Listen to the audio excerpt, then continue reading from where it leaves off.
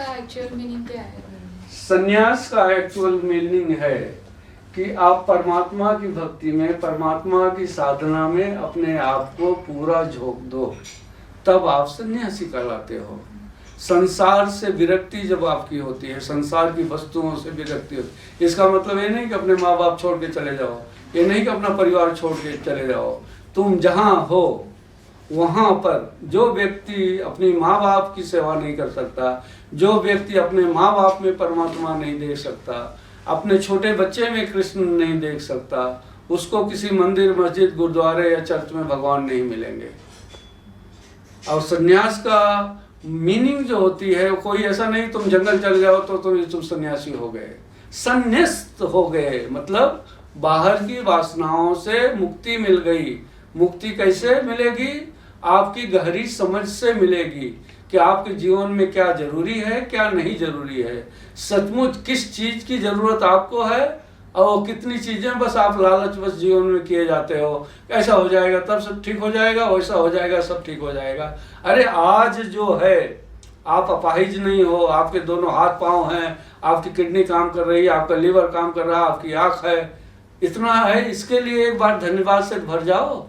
शिकायत करना छोड़ दो, कंप्लेन करना छोड़ दो। परमात्मा आपको और ज्यादा क्यों दे, इसके लिए कुछ रीजन तो पैदा करो, तब परमात्मा आपको देगा। और गुरुओं के पास जाके जब हम दीक्षा लेते हैं तो वहाँ सन्यास की दीक्षा होती है।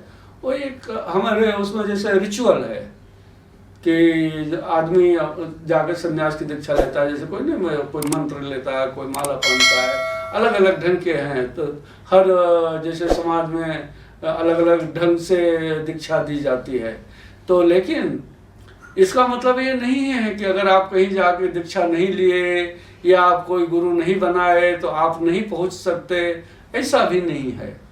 गुरु की कृपा तो हमेशा हमको सही राह दिखाती है, लेकिन एक बार अगर आपका परमात्मा से तादात्म्य बन गया, एक बार आपके भीतर से परमात्मा की तलाश के लिए आपका हृदय पुकारने लगा कि परमात्मा से मिलन के नीचे और मुझे कुछ चाहिए ही नहीं, आप संन्यास्त हो गए। आप जहाँ हो अपने परिवार में, अपने परिवार के साथ, अपने बच्चों के साथ शादीशुदा होकर भी आप संन्यास्त का जीवन जी सकते हो। संन्यास का जीवन है कि आप किसी को तकलीफ न दो, हर एक के उपकार के लिए सोचो, किसी को धोखा मत दो, झूठ के साथ मत जियो, सत्य के साथ जियो। तब आप पाओगे कि पूरा अस्तित्व, पूरा धरती सब आपको ही अपनी लगती है। एक बार रमन महर्षि जी से किसी ने प्रश्न किया था कि दूसरों के साथ कैसा व्यवहार करना चाहिए। रमन महर्षि जी ने कहा, यहाँ धरती पर दूसरे जैसा कोई है ही नहीं है, ये जीवन का क्या अर्थ? कितने साल जियोगे? 70 साल, 80 साल, 90 साल, यही ना, इतने साल का ही जीवन है ना। तो जैसे हम रेलवे स्टेशन पर या एयरपोर्ट पर किसी को मिल जाते हैं, ऐसे यहाँ लोगों से मिलते हैं।